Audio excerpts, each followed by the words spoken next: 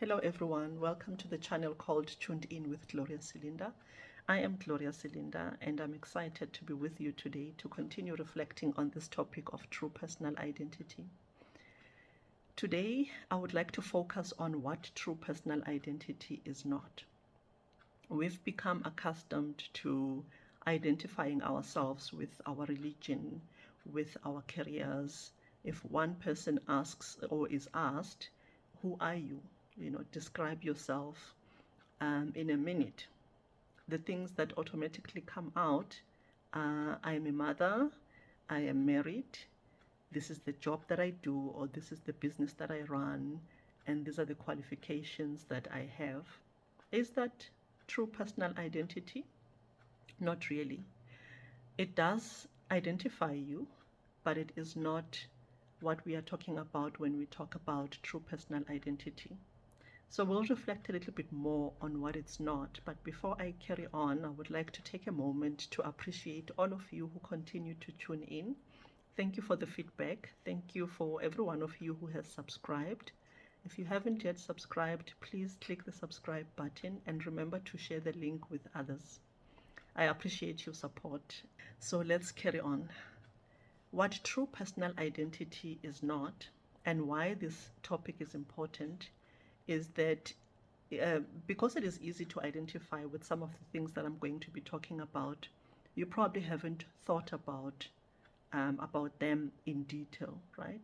So if you continue to be reflecting for yourself in order for you to make a choice about who you really want to be, who you want to be seen as, and where you find your true personal identity, it's important to eliminate some of the things that you may have put in the bucket of identifying yourself in your or defining your true personal identity. So, true personal identity is not your clothes. It is not your looks. Not so long ago, we were talking about personal branding, which includes your image. It is very important how you show up, it is very important how you look, but it is not your true personal identity. Your true personal identity is not in your career, it is not in your qualifications. Your true personal identity is not in the job, the very lavish job that you have. It is not in the business, the very profitable business that you have. Your true personal identity is not in your family as well. Your family name, it is not in your marriage, it is not in your kids. Your true personal identity is not in what others tell you it is. It is not the doubts that you have about yourself. Your true personal identity is not the home that you live in. It is not the car that you drive, as expensive as it may be, or as reasonably priced as it may be.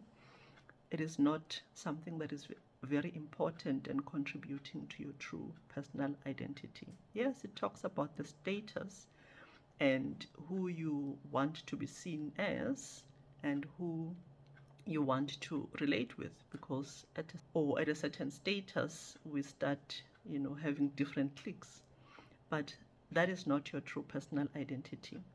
Your true personal identity may not even be the friends that you associate yourself with, depending on the reason that you are with those friends. If you are with the friends because you want to be seen, if you want to fit in, if you are protecting yourself against something, then that doesn't form part of your true personal identity. The company that you keep says a lot about you. And even in scripture, it does tell us that bad company corrupts good character, right? So company is important, but we do not identify ourselves, should not identify ourselves with the company that we keep. Your true personal identity sometimes is not even in your first name.